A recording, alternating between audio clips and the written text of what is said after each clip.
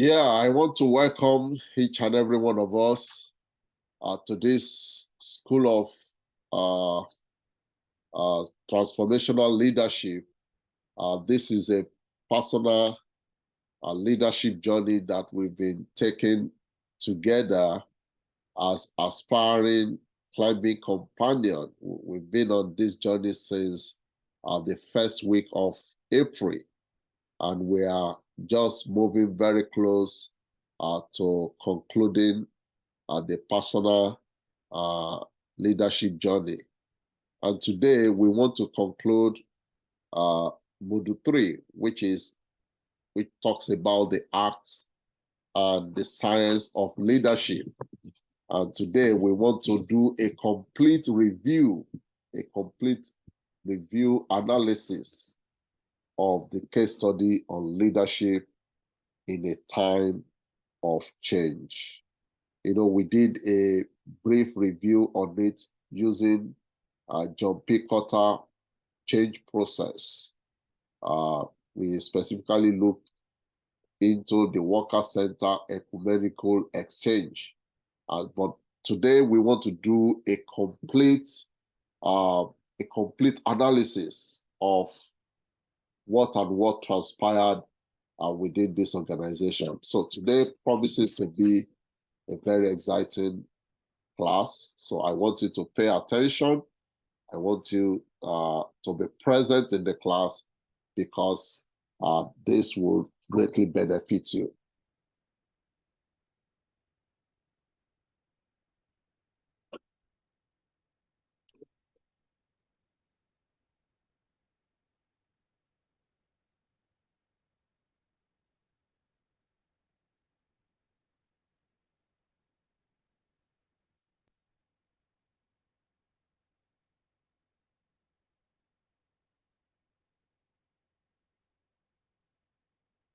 So sorry about that.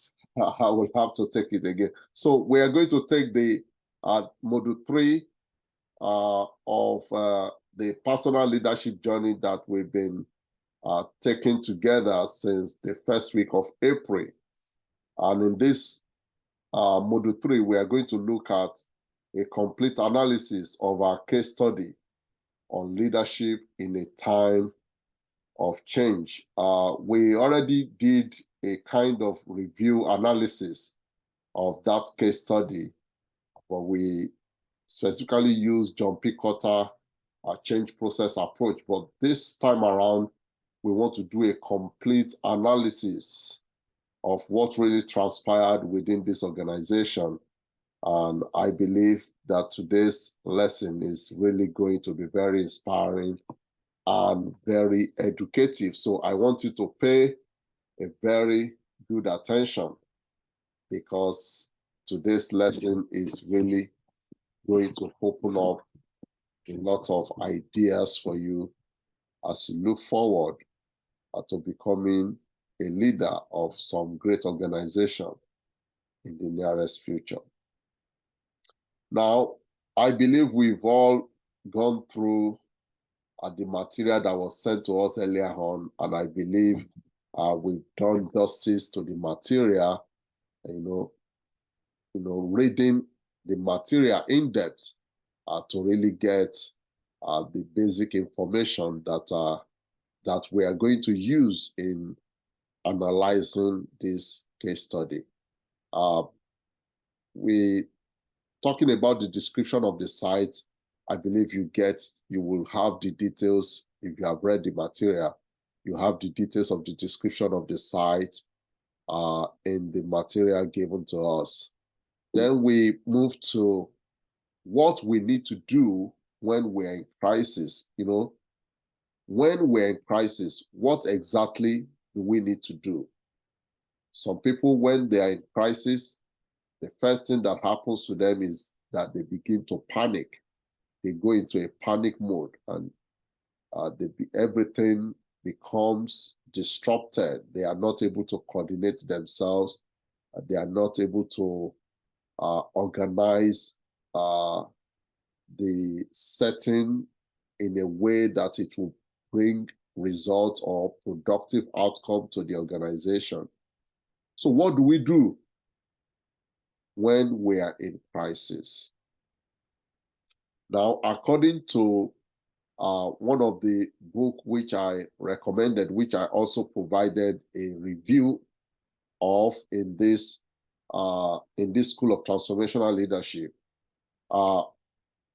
when we are in crisis, I think the first thing that we need to do is that we need to face the reality. You see, reality is something that many people are not willing or are not bold enough to confront. But when you are in crisis, the first thing to do is not to go into a panic mode, but to really face the reality. We need to face the reality that is confronting us in the face.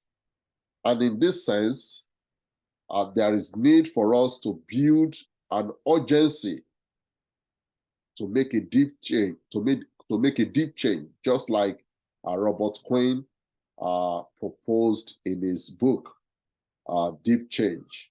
So we need to tell ourselves the truth and face the reality, and then make an urgent decision to make a deep change. When we're in crisis, it is a time to take decisive action. So at this point in time, we need to leave our comfort zone and then step out of our familiar terrain and then do things that people might think they are stupid sometimes, or they might even think they are weird. We need to take such drastic action if there is any hope of our organization getting out of the crisis that we are confronted with. So when we are in crisis, I said we need to face reality. Now, in the case of Worker Center Ecumenical Exchange, when this organization, if you've gone through the material, when they were in crisis, they knew there was a real problem because the organization was changing because of the rapid change that we are witnessing and that we still continue to witness in our world today. They realized that the mission for which the organization was set up in the first place, they were no longer meeting that, they were no longer fulfilling that mission again, because the entire campus where the organization is located is used to house the children of missionaries that are sent abroad to go on missionary work. But because people no longer see the need to become missionaries, I'm not talking about American situation now. People do not see the need to go abroad to do missionaries because the countries they are going to do missionary, the indigenous people there are already taking up the challenge of preaching the gospel to their people by themselves. So there was no need to continue to send missionary abroad again. And the purpose for which the Worker Center was set up began to lose, they began to fail to meet the purpose for which it was established. So the first thing that the Board of Trustees did, or the first thing that they did in the organization when they discover that they were not fulfilling their mission, was to make their first strategic move. You see, when you are in crisis, when you are in trouble, it's calling for a strategic decision. You need to chart a strategic direction for your organization when you are in deep crisis. So the first strategic move that Worker Center did was that they appointed a new president, because obviously the people that were running the organization in the past could no longer see any way forward for the organization. So they appointed a new president. And what did she do? She initiated the name changing from Walker Missionary Homes Incorporated to Walker Center for Ecumenical Exchange. So you can see how they moved from the name they were bearing before to a new name that they now bears. So they moved from Walker Missionary Homes Incorporated to Walker Center for Ecumenical Exchange. So that was the first strategic move they did. So when they changed to Walker Center Ecumenical Exchange, they had a grand plan or a grand purpose to transform the organization from a Christian-based mission to interfaith-based organization. And this is what William Bridges called managing transition. They knew that they needed to transition from where they were to a new place where they should be. And that calls for a strategic move. And the strategic move that they had to do at that point in time was to, first of all, appoint a new president who will see things differently, who will have a fresh idea, fresh perspective of where the organization should possibly go. And then the idea of changing the name of the organization is so that they can open up the organization to have other purposes that they can fulfill. So they moved from a Christian-based mission to an interfaith-based organization. And that is why the name Ecumenical Exchange came into their name.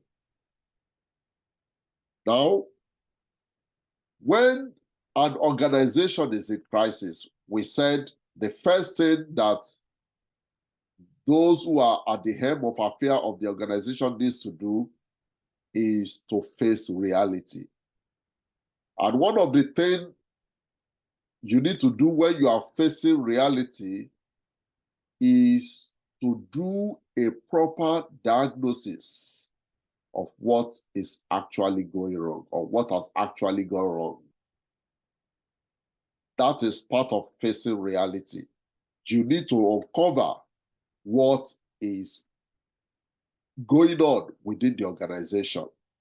Now, for Walker Center Ecumenical Exchange, they recognize that the diagnosis, the problem they are facing was that there was a lack of recognition of the dynamics of the modern society.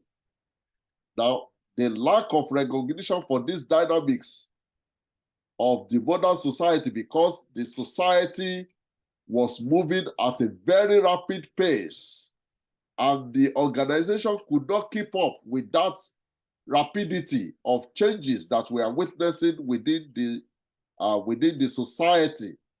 And because of that, the organization began to experience some problem. And that was what was responsible for their failure in the first place. So the lack of recognition of the dynamics of the modern society. So that was the problem that the organization was facing. So what did they do to facilitate the change process? Now, basically, there were three major actions that they took. One, I don't think the first one produced any result. The second one produced a minimal result, but the third one was what really eventually produced some results that stabilized the organization for a time. I said for a time because eventually, after I did this research in this organization, they survived for some years, and unfortunately for the organization, when the COVID hit in 2020, because they could not have customer to come and use the space for a long time, and they needed the money of the customer to be able to maintain the facilities, because there was no money coming in from anywhere. The organization has to eventually close down. As I'm speaking now, Worker Center for Ecumenical Exchange is dead, as it were. But that was expected, but probably maybe they could have survived if the COVID had not had a major impact on them. But because of the effect of the COVID, they could not cope with the expenses that were being incurred on a daily basis on the property. So the organization has to go out of business. But these were the steps that they took to at least address the situation from the problem that they discover, or why the organization was going through some crisis. Now, the first thing they did was to appoint a leader, which I will call a leader A. And the function of that leader was to oversee, he was appointed like a CEO, to oversee the operation of the organization. And that leader was appointed between 2009 to 2011. That's probably for 3 years. At this point, the situation had escalated into a chaotic one, which John Schroer's steps in the process of change identified. So they were already in a chaotic situation. So because there was chaos everywhere, they needed to stop the chaos from cutting short the life of the organization. So they appointed a leader A. So because they needed to reorganize at the highest level, or they will face extinction. So that was the purpose why they appointed leader A. But unfortunately, leader A could not cope with the rigor of the task on ground. Probably maybe she was not well suited for the job that she was being given to. She was completely overwhelmed due to lack of experience. Possibly because I didn't have the opportunity to interview her in person. It was one of the workers that I interviewed that was telling me this. She was completely overwhelmed due to lack of experience. Probably maybe she has never taken any job elsewhere before coming into this job. So she did not possess any leadership experience to steer the organization to where they can really have some level of safety. Another thing that happened to leader A was that she was a procrastinator. She began to procrastinate regular maintenance decisions. Probably maybe they needed to change some pipes, they needed to do some plumbing work, they needed to do some fixing of windows, those little things that you would normally do in a house. She kept on procrastinating the maintenance of those things, and until those things began to pile up, and until she was completely overwhelmed. So when the Board of Trustees discovered that leader A was no longer effective, they had to relieve her of the job and went for another leader, which I would call leader B. And leader B overseeing the organization, the Worker Center for Ecumenical Exchange, between 2011 to 2015. That's probably for about 4 years.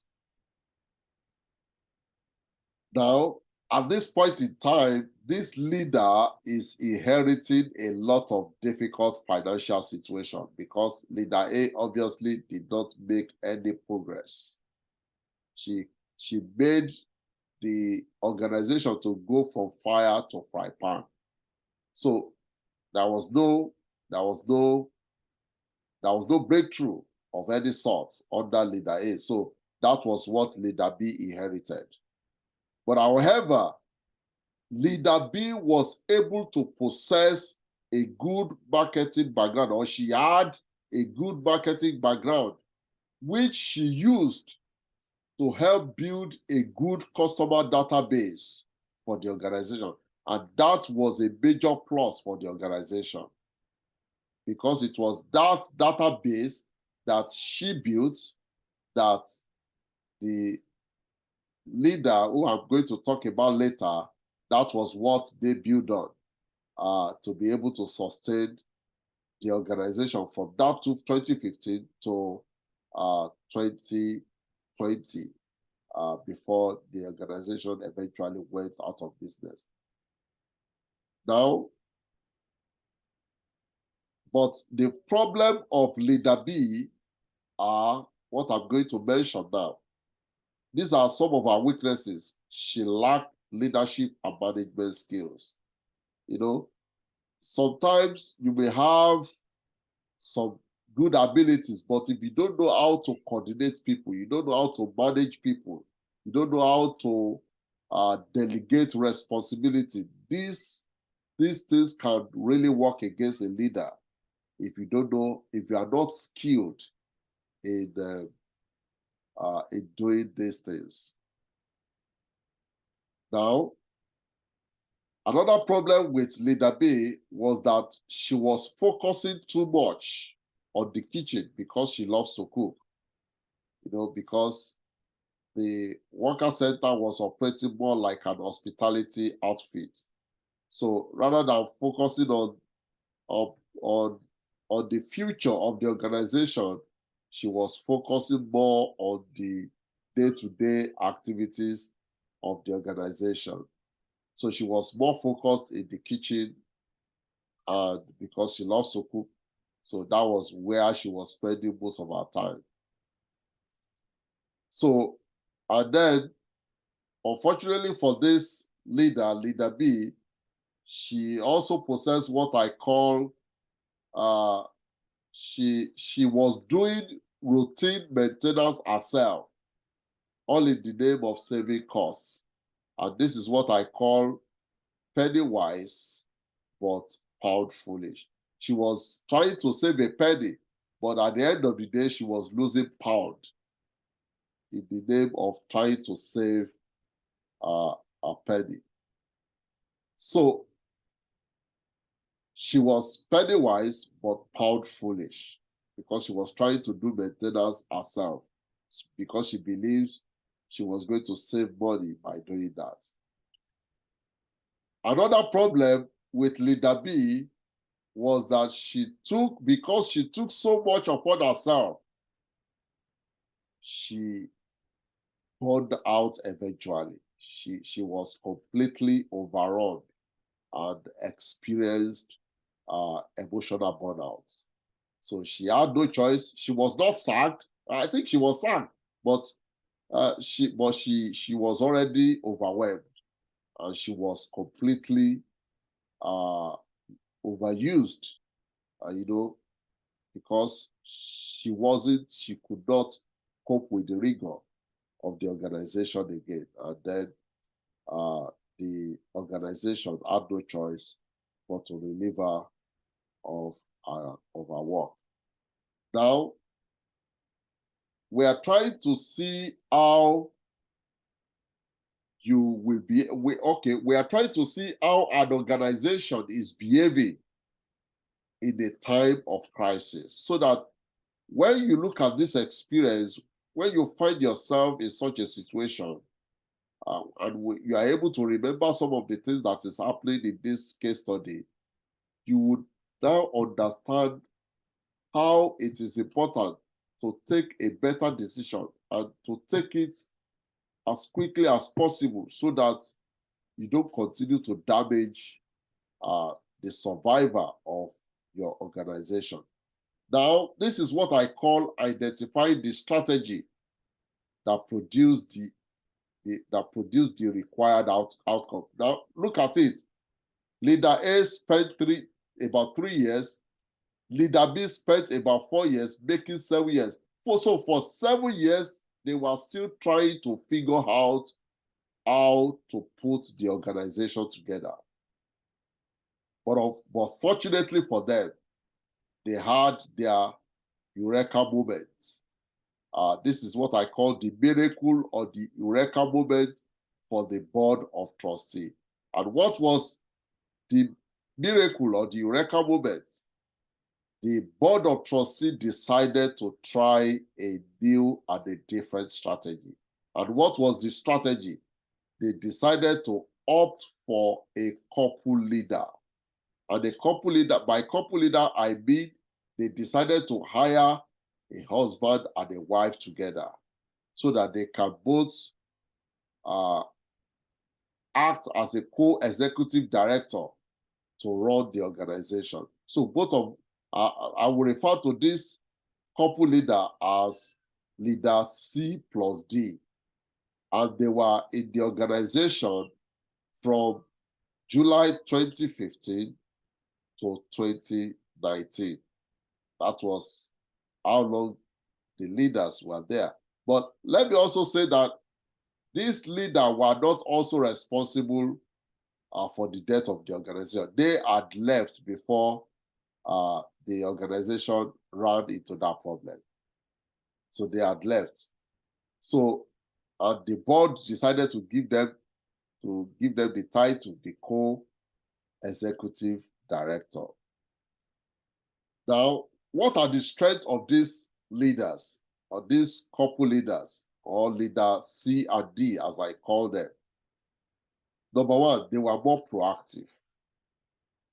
If you have read the material, you will see some of the urgent action that they took to really save the day for the organization. They possess unique leadership and management skill. That's another strength that they have. Number three, they literally implemented Kotter's 8-stage change process, which for me, I don't think they really learned it from Kotter's book. But what really amazed me was how their leadership philosophy perfectly resonates with the 8-stage process postulated by John Kotter. Number four, they understood the power of delegation. This was where leader A and leader B were largely failing. This was the area they were failing. They didn't know how to delegate responsibility to some of their workers sometimes. Number five, they understood the power of division of labor. They were able to match the work in the organization with the talent at their disposals. Number six, they understood how to match talent with work and responsibility. Number seven, they developed a standard operational policies for the organization, which was non-existent before. They standardized everything. Before then, there was no standard procedure for people to go on leave, to go on vacation. All those things you will find in a proper organization. There was non-existence of such standard operational procedures.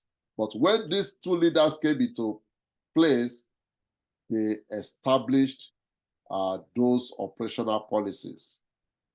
Now, number 8 or number 9, They built harmonious team spirit among their employees. They ensured that people were able to work together. They were able to do things together. So they ensure the harmonious team spirit among their employees. And last but not the least, they also related well with the board.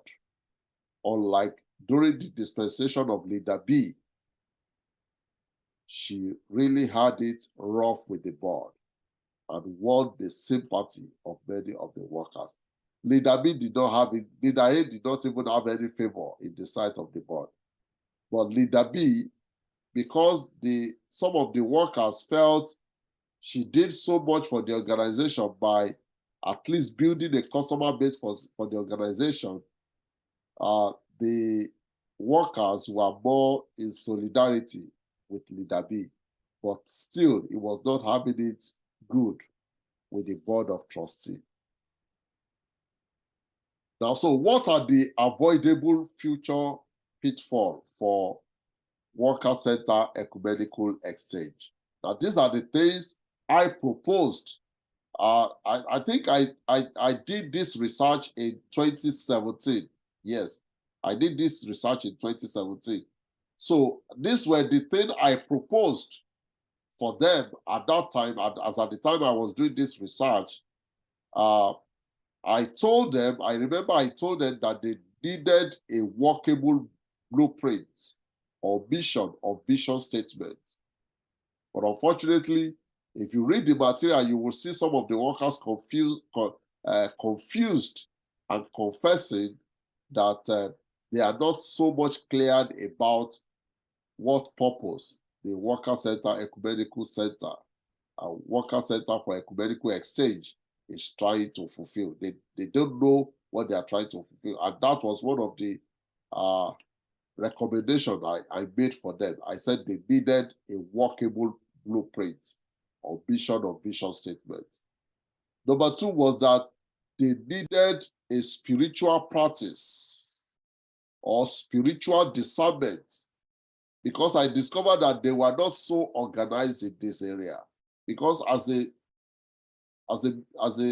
organization that is mission focused or that is faith based in a way, I believe there should be a spiritual practices or spiritual discernment session that they should be having, whereby this will allow them to be able to look into the future of the organization. But they were not having any of this as at the time I was doing this research. And finally, I also recommended that they needed to be able to manage anxiety in the workplace, because this was one of the concerns of one of the people that I interviewed. Because especially when leaders were being changed almost every three to four years.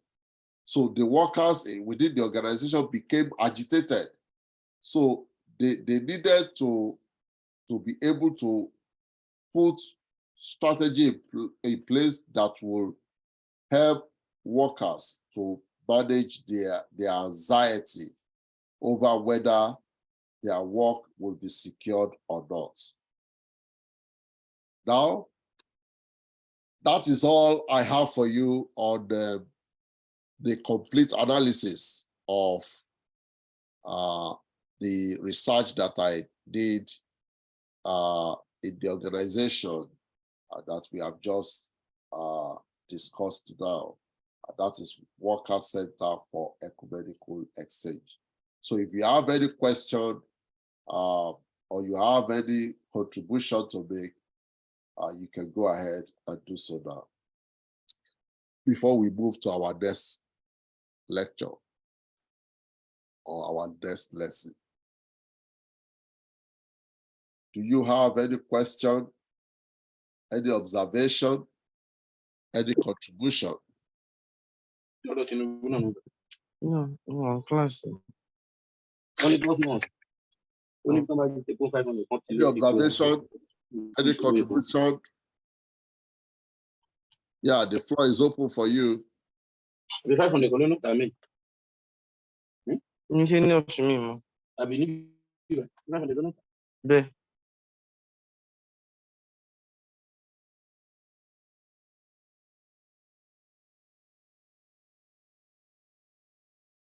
Do we have anybody?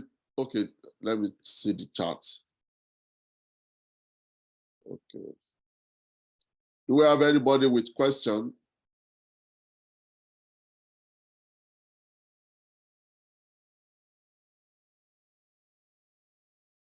Okay. Since there are no questions. Hello, sir. Good afternoon, everyone. Yeah, good afternoon. Yeah, I have a question for in the aspect of leader B that came and met a whole lot of financial. I think she inherited a whole lot of wrong leadership. Yeah. And she came with her own marketing skills and all. Yeah. So the question I want to ask now is, the organization itself, they have their own core values. They have their own laid down rules and regulation before the woman came into the picture. The second, that's leader B. Yeah. So when the need to change the existence for, as in the name for the organization from the previous name to the new one, is it that the core value of the organization will have to change, or as in, that's where I don't really understand. Like every organization has their core values. In fact, they will have, most organizations will have their how will I put it? They have their watchword, so to say, that this is what we are into. But from the from what we read, we noticed that they had to change, like probably from a Christian-based organization to a more flexible organization to accommodate both Christianity and so. Does that mean at the point in our lives when we have to go through the change process, does that mean we can actually change what we stand for? That's my question, sir. Okay.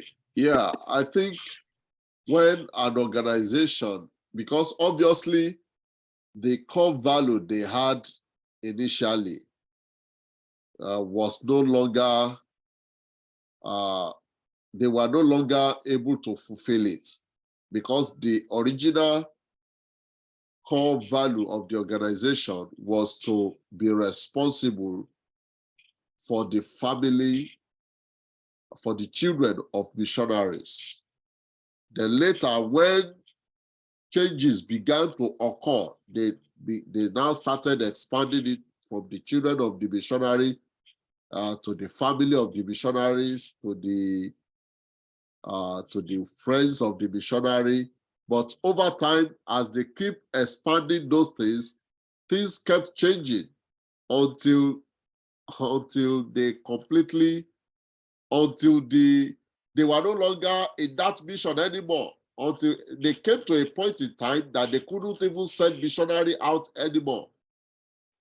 And because they couldn't send out missionary anymore, they had to change the organization. They have to rename the organization, because obviously what they were doing before was no longer relevant again. So they had to change their core values at that point. And let me also say that our core values, sometimes it is wanting to write down something, but what people really see is the behaviors that we put up in the organization. And it is the behavior that people see that is actually the values of our organization. Some organizations may write down that they have integrity as their core value. But if the culture of that organization is corruption and to steal, that is the actual value of the organization. It's not the integrity that they put down, that they said that is their culture or that is their value. So it is the actual actual behavior or the culture of the organization that is the real value, or that is the real core value of that organization. So even if they continue to see themselves as a mission, as an organization that is faith-based mission, obviously they are no longer fulfilling that mission anymore. So that was why they changed from a Christian-based mission to an interfaith-based mission. So they are no longer dealing with Christians again. They are dealing with Buddhists, dealing with Islam, people from Islam, dealing with people from Judaism. So they now became a resource place for every faith, rather than for just Christians alone.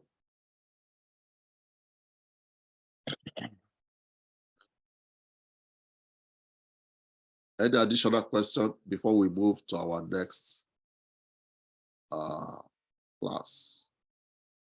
Next